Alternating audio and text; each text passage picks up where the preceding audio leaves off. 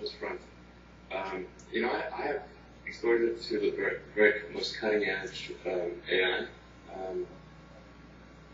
and I think people should be really concerned about it. I keep sounding the alarm bell, but until people see like robots going down the street killing people, like they don't know how to react, because it seems so infuriating. And I think we should be really concerned about AI. AI is a rare case where I think we need to be proactive in regulation instead of reactive. Because I think by the time we're reactive in AI regulation, it's too late. AI is a fundamental risk to the existence of human civilization. In a way that car accidents, airplane crashes, faulty drugs, or bad food were not. They were harmful to a set of individuals within society, of course, but they were not harmful to society as a whole. AI is a fundamental existential risk for human civilization, and I don't think people fully appreciate that. By August 21st, the Washington Post headlined, "Elon Musk calls for ban on killer robots before weapons of terror are unleashed." Quote, Tesla chief executive Elon Musk says that artificial intelligence is more of a risk to the world than is North Korea, offering humanity a stark warning about the perilous rise of autonomous machines. Now the tech billionaire has joined more than 100 robotics and artificial intelligence experts, calling on the United Nations to ban one of the deadliest forms of such machines, autonomous weapons. That's where they're working on an analog that does not have any human interface. And so, in an open letter to the United Nations, Elon Musk and 116 other AI intelligence experts, including Alphabet's Google, wrote, "Lethal autonomous weapons threaten to become the third revolution in warfare. Once developed, they will permit armed conflict to be fought at a scale greater than ever, and at time scales faster than humans can comprehend. These can be weapons of terror, weapons that terrorists use against innocent populations, and weapons packed to behave in undesirable ways. We do not have long to act. Once this Pandora's box is opened, it will be hard to close. We therefore implore the high contracting parties to find a way to protect us all from these dangers," close quote.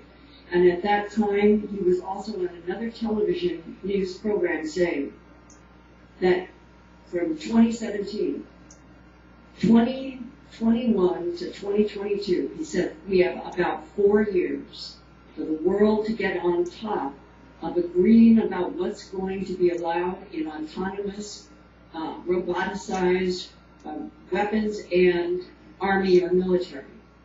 If within 4 years we do not have international agreements that are going to be controlling the algorithms that are made that allow the weapons and the robots to be completely autonomous, taking the human completely out of the equation, then he thinks it will be the existential end of humanity.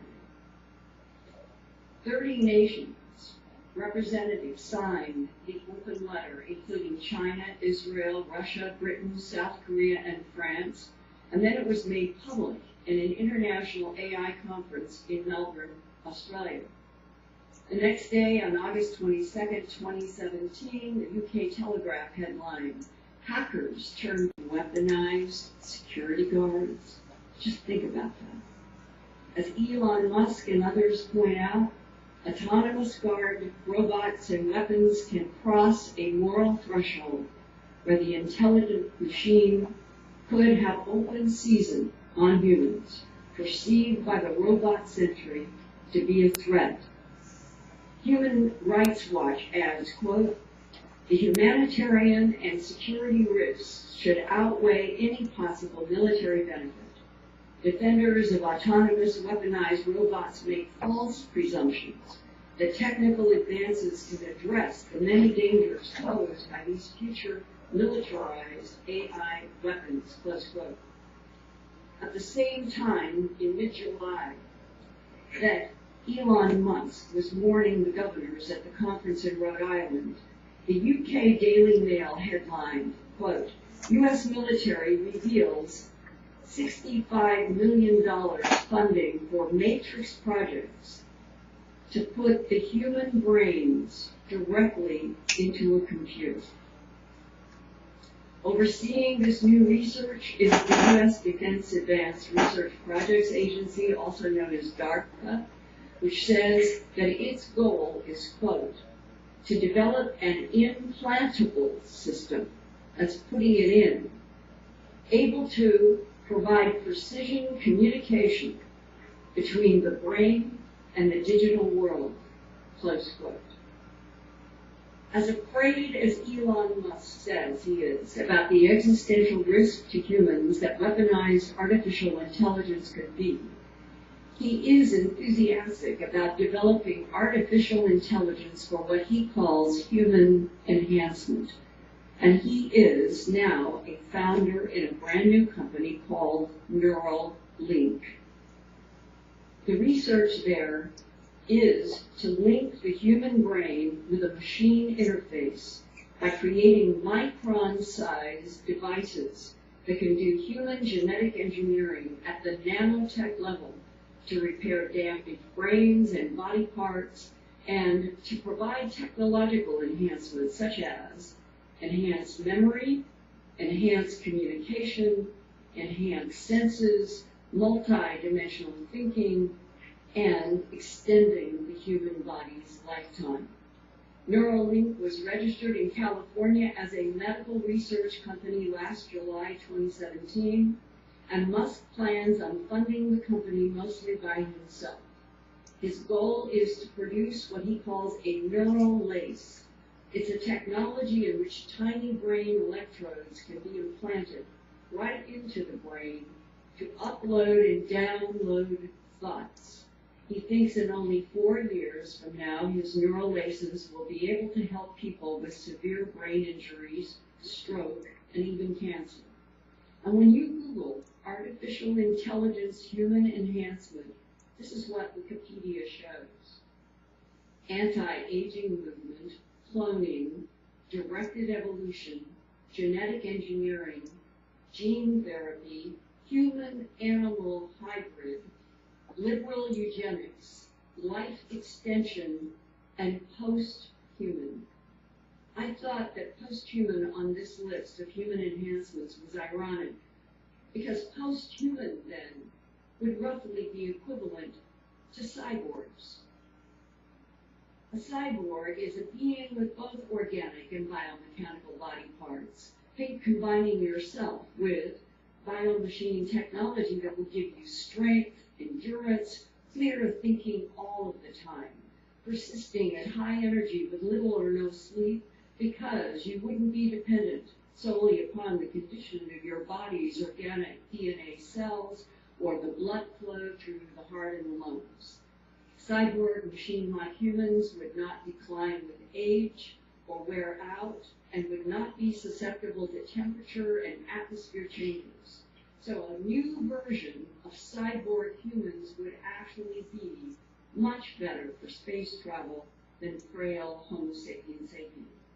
And the ultimate irony would be if humanity on Earth sets about to create space-traveling cyborgs that are supposed to work for humans, but instead become a self-perpetuating force that replaces humans.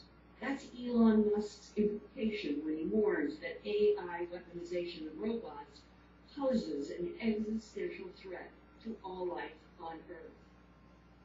Swedish philosopher Nick Bostrom, PhD, is professor in the Faculty of Philosophy at Oxford University.